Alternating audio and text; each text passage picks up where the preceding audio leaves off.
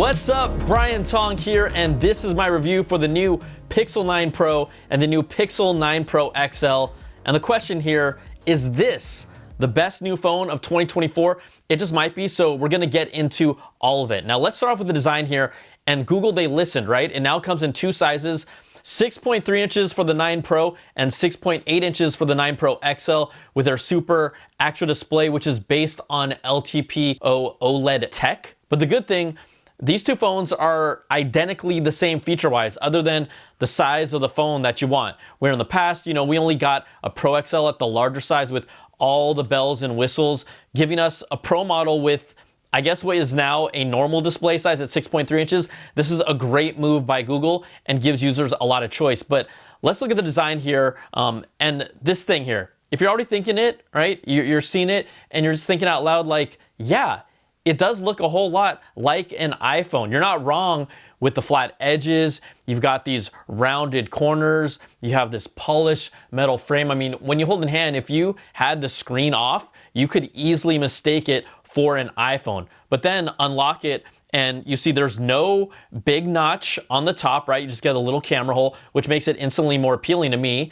It has facial recognition, but it also has the fastest fingerprint scanner that I have ever seen, right? This new and improved ultrasonic fingerprint reader is so fast and snappy, it's near instantaneous.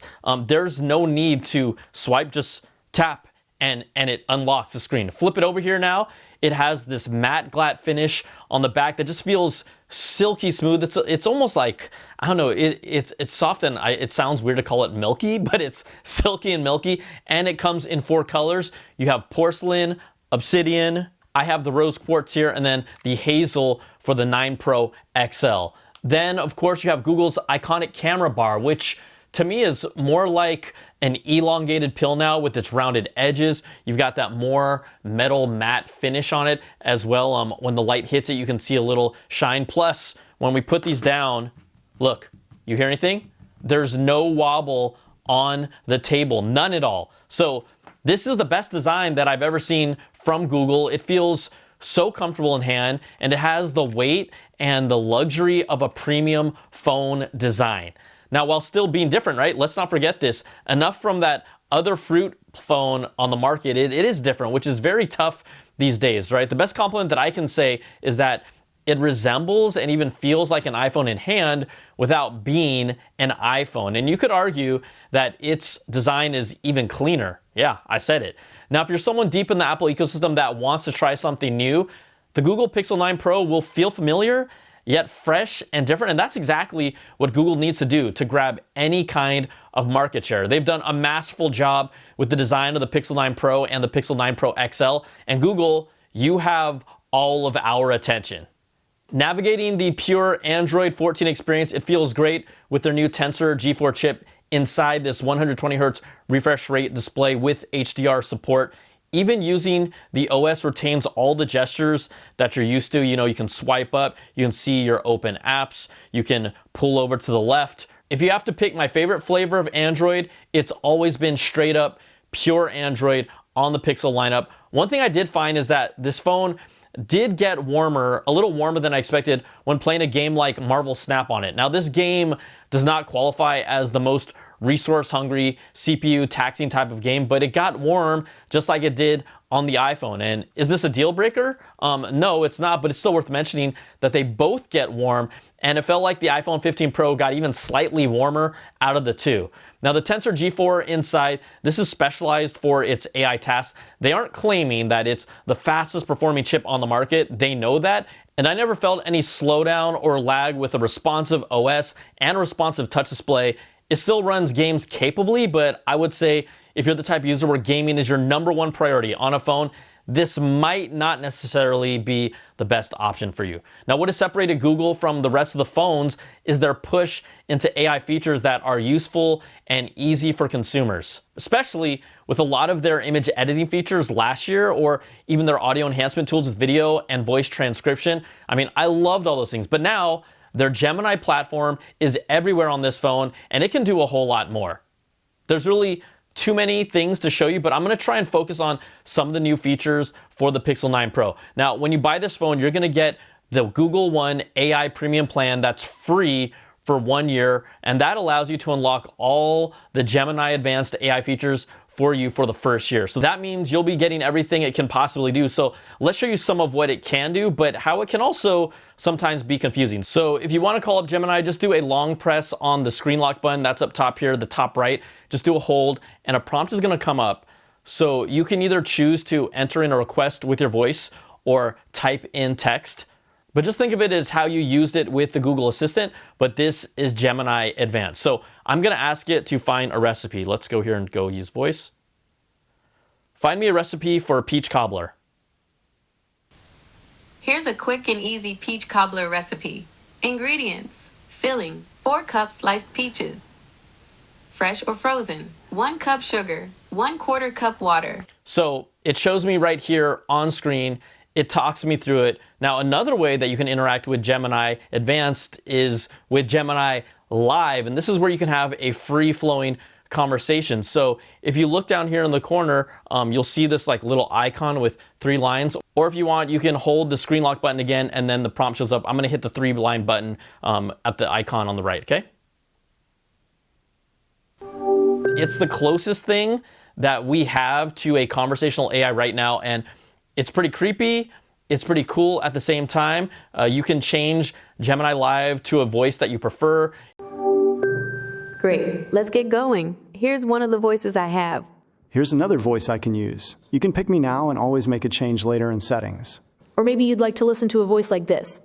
A pretty great one, if I do say so myself. You can interrupt Gemini Live mid-conversation like you can in real life, but you can really have an extended conversation. We're gonna try one here, okay? So let's start off here. What is the meaning of love? Wow, that's a pretty heavy question to start with. Love, well, it's complicated. Sometimes it's a feeling of warmth and affection. Okay, but have you ever been in love? No. As a language model, I don't experience emotions like humans do. So I can't really say if I've ever been in love. Okay, well, what does love feel like? Do you think it feels like for you?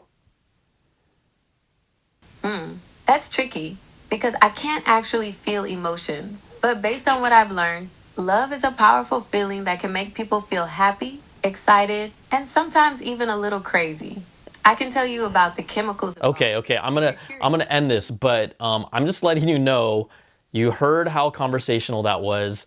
You can, there's like this, it's weird because it's like, it feels like you're actually talking to someone, and there's this back and forth rapport that can happen, which is also different. So that is Gemini Live. Now the chats that you have, they're saved. You can get more options to your questions by clicking the G icon on it when you pull it up. That goes to Google Search.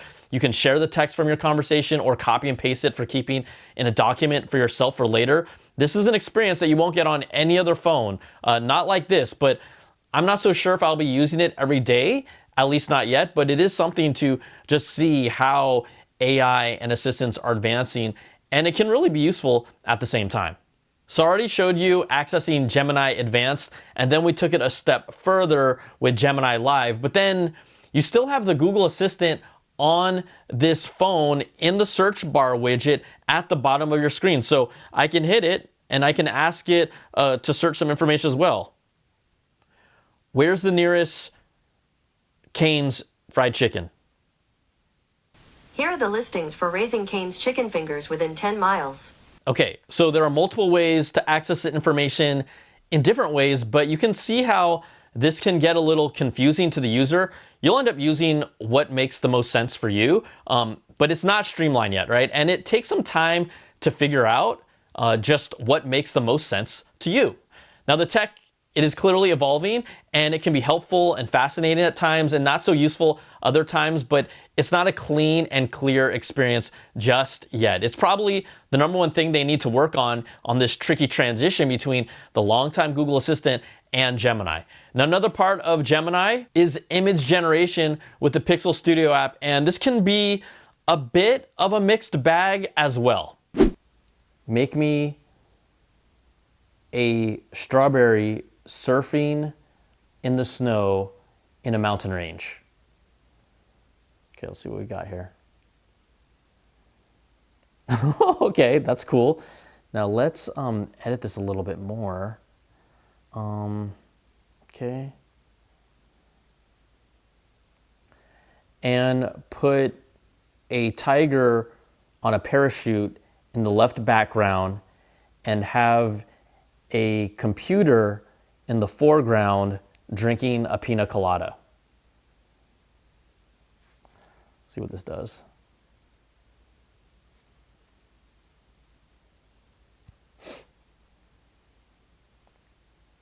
Oh, okay. We got the tiger. We got the background's the same. Okay, let's try this. Let's make, okay. And change the background to a sunset. Okay. See what happens here? Dang.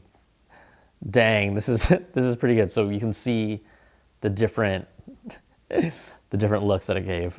I mean, it's fun image generation, and you can play with this. There are some limitations. They aren't doing people right now from what I gather, but let's try something else here. I remember messing around here. Mickey Mouse smoking a blunt.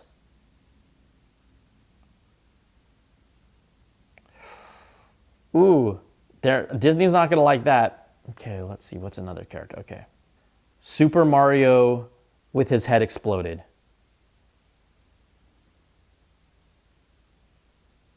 Okay, this one's PG. It's more like this rock formation, so it's not that bad. But they're taking licensed characters and you're kind of doing whatever you want. Let's try something else. Let's go here. A banana kissing Robert Downey Jr. If this works, it's thinking. Okay, the ability to create human images is coming in the future. Okay, they stopped that too. So make the goat's feet wear sneakers and the toilet bowl upside down on his head. Okay, the goat did get sneakers, but the toilet's just on its back. So there's just things that you can play with here that, this is fun, goofy stuff. Maybe you could send it to your friends in the chat, but the licensed characters doing bad things, that could be harmful. But again, the image generation, it is a little bit all over the place. It can be fun. It can be an image that you don't really like. But again, this is kind of like the crapshoot that image generation is when using prompts. And so it depends on how useful this is to you, but it is fun, it is playful, and it's more about like kind of almost like a demo to flex the muscles of what it's actually capable of. But I definitely think there are some cases where I could come up with a quick image, send it to a friend as a joke, and I could see myself using it for that, but I wouldn't necessarily say this is the reason to get the phone, but it showcases some of what it's capable of. All right, now on top of that, you can also reimagine photos that you already took, but that requires you to go get a photo you already have and then choose to edit it, and then go to the Magic Editor and then select a part of it, like let's say the background to be changed. I'm gonna reimagine this as sky as the Aurora Borealis, and it does take a few moments, and it does it. Now I can circle an area, let's say somewhere in the background, I wanna put a truck there. Okay, it does that, but it won't let you do anything like change or manipulate people or body parts. I can't even put a logo on my shirt, even if I select it, because it's a part of me and it tells me that. So either way, when you're using the Magic Editor, the iconic Magic Eraser, to me, this is still gonna always be the most useful feature 9 times out of 10 here. So that's some of the new image generation that you can do, whether it's useful to you or not, that's really for you to decide. But let's get to the practical stuff, right? In my first look, I talked about how underrated and important the Screenshots app is going to be, especially for me, right? You can grab a screenshot and Gemini scans it for all relevant information, and then you can then go to the Screenshots app and either search by words to find it or click on a screenshot that you took and you remember. And if it was taken while using Chrome, maybe it's these pair of Giannis Freak 6 shoes I like, it takes you right back to the page to get them. This could be huge for anything from travel ideas, locations, information that you search for, recipes, and things that you're looking to buy. Screenshots, this is absolutely one of the killer apps on the Pixel 9 Pro. Now, another fun Gemini feature, I could be watching a YouTube video, but if I want a summary, I can hold the Gemini button down, and then there's an option to ask about this video that I select. From there, it feels like an extra step, but I have to type or use my voice to ask, get help with what's in this video. And then in a few moments, a summary of the entire video appears. Gemini's voice will also read through that, or I can copy the summary and I can save it. But don't do any of this for my videos. You need to watch them all the way through. Okay, yeah, thanks. But this is another killer cool feature, just part of everything. All right, another cool feature, call notes. So when I jump on a call, I can select these 3 dots for the more option, and from there I can choose call notes.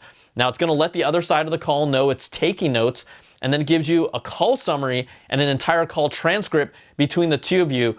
I love this, and that's gonna be useful for interviews and information gathering for me. And then let's not forget, this phone also has an emergency SOS feature, similar to the one from Apple that connects you to a satellite, 8,000 miles over the earth to talk to emergency services. You may not ever use it, but when you need to, it could literally be a lifesaver and has already been one for many people. So that's in this phone as well. Now, if we go to photos, its new killer photo feature, it has to be Add Me.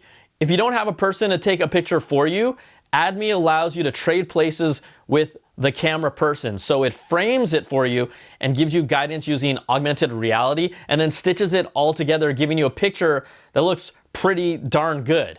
Now, it's not always gonna be perfect, but it's gonna be pretty great and very good more often than not. I mean, I did this one on the beach, and even looking at the shadows that they had overlapping on top of each other, at first glance, it looks like I was actually there. But with so many AI-assisted camera features, the Pixel phone has innovated in ways that no other phone has, and even Apple is now adding their own version of Magic Eraser to their iOS 18 this year. Now, there's obviously a lot going on with AI on this Pixel 9 Pro and 9 Pro XL, and you can see it's in so many places, some more obvious than others. Even for someone who's been using this phone for 2 weeks, it can be confusing. Like, should I be interacting with Gemini Advanced or Gemini Live versus the Google Assistant or image generation and image editing? What is going to show up on screen that I'm going to react to first? Like I said, there's a whole lot going on with this phone, and Google's next step is to make this a much more streamlined AI experience that just feels more cohesive instead of the semi-guessing game that it can be right now. All right, now since we're already getting into some of the camera features with Add Me, let's now compare the camera results between the Pixel 9 Pro and the iPhone 15 Pro.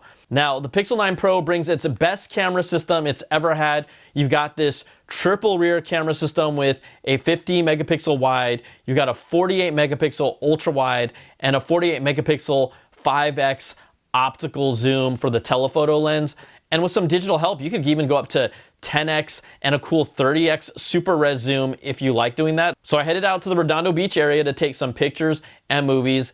Now, this won't be all the shots that you can take with these cameras, but a good amount. And these are all straight out of the camera with no edits. So let's start with this. I'm just holding a Poke box from Just Poke, the only true Hawaii style Poke out here in LA. This is not a macro shot. I just held it up in front of me, but you can see how the Pixel 9 Pro allowed us to see more detail in the Poke with a softer bokeh effect in the background, while the iPhone 15 Pro chose a lot darker contrast with a sharper background. And I take these shots multiple times so that it just wasn't a single shot, to make sure that the result is consistent with what decisions that these cameras are making on the fly.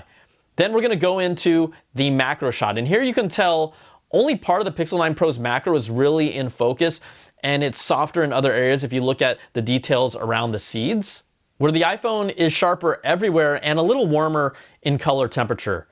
Now check out this shot of a car with flames on the hood.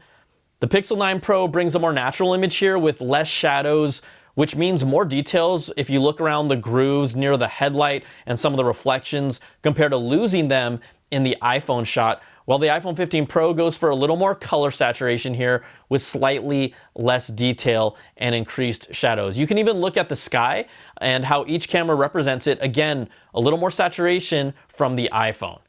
And I know we're splitting hairs here, but the point is to show you some of the differences here. Now, I like this next picture because it involved harsh light and a subject in the shadow. cute little bear, maybe a throwback to Ted, but both cameras handled it well. Again, you'll notice a little more saturation and slightly more shadows, darker with the iPhone compared to the Pixel with these unedited images. And you'll see that the extra saturation in the sky again over in that top area is also similar to how it handled it with the car shot.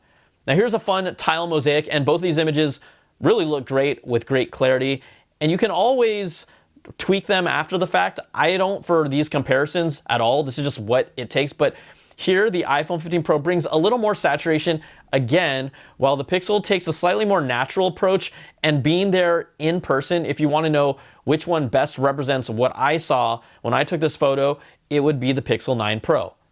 Now here's a macro shot of these Margarita Rosas. Again, just a tad bit more saturation from the iPhone when you look at it carefully, but let's zoom into this picture. And this is where you can see what it reveals. The iPhone 15 Pro is sharper when we zoom into the flower, and even still captures the sharp details of the spider webs around it if you look at that compared to the Pixel 9 Pro. Now let's have some fun. We're gonna go into portrait mode, and I'm gonna start with this picture of Shauna. And you can see that the bokeh effect is a lot stronger for the Pixel 9 Pro with that softer, more buttery background.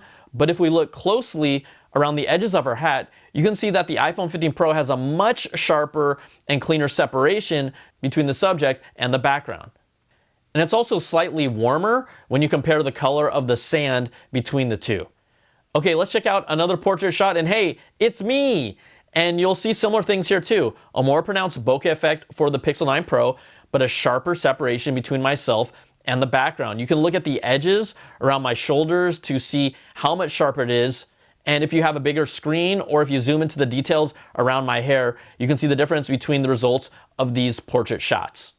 All right, let's visit a night shot, and these results might surprise you. They surprised me. Now here's what this shot looks like with no enhancements from both phones. And then here's what it looks like when I took this picture with their night sight feature on. And it reveals my official signed Steph Curry night-night card with Steph's fingerprint authentication on the back from the crew at Canvas Marketing. Got to give them a shout out. Now, this is again just one example, and the reality is that I never take pictures in this dark of a light. But again, the iPhone leans towards a little more saturated, slightly warmer shot with heavier shadows. Now, I did a few video tests as well, so let's check those out. First up, just showcasing the true optical range of these cameras, and we start with an ultra-wide shot. Then we're going to zoom into a 1x shot where the iPhone catches a little bit of a lens flare. You can see that on the top left. Then here's what it looks like when we go to 2x, and we're starting to target the subject that I'm looking for in this shot. And then finally, the Pixel Pro goes to 5x optical zoom, while the iPhone 15 Pro goes to 3x. And there is a very clear difference in shot composition here with a more powerful optical zoom. You can even see it here when I went from ultra wide to then the 5x and 3x optical zooms on both these phones to capture this plane in the air at the beach. And this isn't new. Other phones have had 5x or even 10x optical zooms for several years, but it gives you just so much more shot versatility. And just to see how steady the cameras are when moving, here's an example where I'm just backpedaling and Shauna is walking towards me. Both of these are very good, and I really can't tell definitively which one is significantly better with video stabilization. That's how close they are. So it's a mixed bag where sometimes one camera excels better than the other depending on the type of shot, but clearly both of these cameras are very good. Now the Pixel 9 Pro overall takes a more natural approach when it makes decisions on color saturation, temperature, and shadow detail. And the iPhone 15 Pro tends to take slightly sharper images in some of the situations we used. I wouldn't say Apple is oversaturated or over-processed, especially compared to what Samsung typically does with its photo results. But you could definitely see a theme with some of the differences in the way both of these cameras produce their final image. And these two cameras, they are still right up there at the top of all the phones out there. Okay, let's talk battery life on this phone.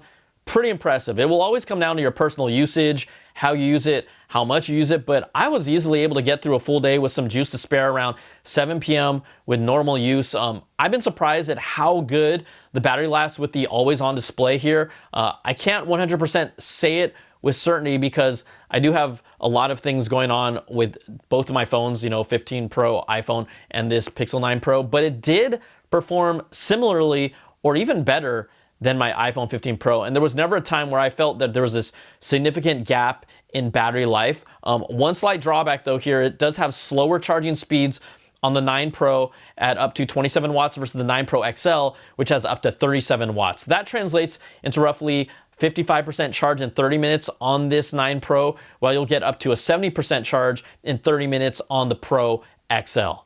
Now, I showed you a boatload of new features, and I will say that there are some killer AI features that are here now on the phone, fully rolled out and bringing real value. You might want to use them, you might not, but whether you do or not, this is by far the biggest jump that the Pixel phone has made in the phone space. I felt like the Pixel 8 Pro was a turning point because of how they're approaching AI for the consumer. And this was at a time where it felt like other phone manufacturers just looked like they were running out of ideas, and it was just a processor and camera upgrade with a few software tweaks. But for the Pixel 9 Pro and 9 Pro XL, Google, they went all out. They went all in with the design, with this finish that is truly a premium phone. Saying it feels like an iPhone, this sounds weird, but it's actually a compliment, of how well they did this. But it doesn't just sell out, right, and become an iPhone wannabe. It still has a unique design. You've got the camera bar on the back, which is iconic to their phone. There is no notch